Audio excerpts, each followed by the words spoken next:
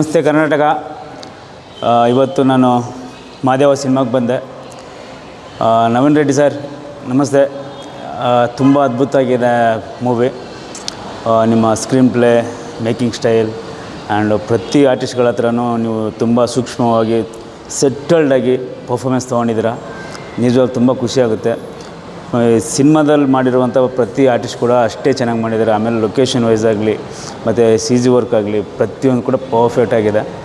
Okay, ತುಂಬ ಚೆನ್ನಾಗಿ ಬಂದಿದೆ ನವೀನ್ ಸರ್. ಆಮೇಲೆ ನಮ್ಮ ವಿನೋದ್ ಪ್ರಭಾಕರ್ ಸರು ಸಖತ್ತಾಗಿ ಆ್ಯಕ್ಟ್ ಮಾಡೋರೆ. ಓಕೆ, ಪರ್ಫಾಮೆನ್ಸ್ ಬೇರೆ ಲೆವೆಲಲ್ಲಿದೆ. ಆಮೇಲೆ ನಮ್ಮ ಸೋನಲ್ ಮೇಡಮ್ ಅವರು ಕೂಡ ಅಷ್ಟೇ ಚೆನ್ನಾಗಿ ಆ್ಯಕ್ಟ್ ಮಾಡಿದ್ದಾರೆ. ಇನ್ನು ಶ್ರುತಿ ಮೇಡಮ್ ಅವರು ಒಂದು ಬೇರೆ ರೇಂಜಲ್ಲಿದೆ. ಓಕೆ, ಇನ್ನು ಅಲ್ಟಿಮೇಟಾಗಿ ಪರ್ಫಾಮೆನ್ಸ್ ಕೊಟ್ಟಿದೆ ಪ್ರತಿ ಆರ್ಟಿಸ್ಟ್ಗಳದ್ದು. ಇನ್ನು ನನ್ನ ಕರ್ನಾಟಕ ಜನತೆ ಹತ್ರ ಕೇಳೋದೊಂದೇ, ಪ್ರತಿಯೊಬ್ಬರು ಬಂದು ಸಿನಿಮಾ ನೋಡಿ, ಸಿನಿಮಾ ನೋಡಿಬಿಟ್ಟು ನಿಮ್ಮ ಅಭಿಪ್ರಾಯಗಳನ್ನ ಸೋಷಿಯಲ್ ಮೀಡ್ಯಾದಲ್ಲಿ ಸ್ವಲ್ಪ ಬಿಡಿ. ಯಾಕಂದರೆ ನಮ್ಮ ಕನ್ನಡ ಇಂಡಸ್ಟ್ರಿಯಲ್ಲಿ ಥಿಯೇಟ್ರಿಗೆ ಜನ ಬರ್ತಾಯಿಲ್ಲ ಅನ್ನೋ ಒಂದು ಮಾತಿದೆ. ಮಾತು ಸುಳ್ಳಾಗಬೇಕು, ಆ ಮಾತಾಗಿರಬಾರ್ದು. ಸೊ ಜನ ಬರ್ತಾಯಿದ್ದಾರೆ ಥಿಯೇಟ್ರಿಗೆ. ಸೊ ಈ ಥರ ಒಂದು ಕಂಟೆಂಟ್ ಇರುವಂಥ ಸಿನಿಮಾ ಕೊಟ್ಟರೆ ಖಂಡಿತ ಬರ್ತಾರೆ. ಒಂದು ಒಳ್ಳೆ ಫ್ಯಾಮಿಲಿ ಎಮೋಷ್ನಲ್ ಡ್ರಾಮಾ ಸಬ್ಜೆಕ್ಟು.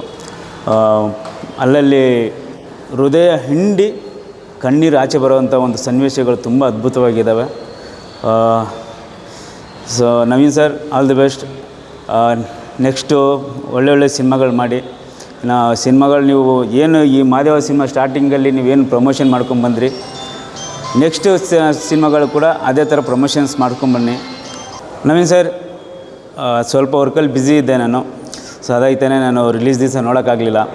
ಅದಕ್ಕೆ ಇದು ಮೂರನೇ ವಾರ ಕೂಡ ಸಕ್ಸಸ್ಫುಲ್ಲಾಗಿ ಓಡ್ತಾಯಿದೆ. ತುಂಬ ಖುಷಿಯಾಗ್ತಾಯಿದೆ. ಆಮೇಲೆ ಜನ ಕೂಡ ಬರ್ತಾಯಿದ್ದಾರೆ ಥಿಯೇಟ್ರಿಗೆ. ಸೊ ಆಲ್ಮೋಸ್ಟು ಅದು ಅರ್ಧ ಥಿಯೇಟ್ರು ಇವತ್ತು ತುಂಬಿತ್ತು. ಆಮೇಲೆ ಎಲ್ಲ ಫ್ಯಾಮಿಲಿ ಮೆಂಬರ್ಸೇ ಬಂದಿರೋದು ಥಿಯೇಟ್ರಿಗೆ. ತುಂಬ ಖುಷಿಯಾಗ್ತಾಯಿದೆ. Thank you Karnataka.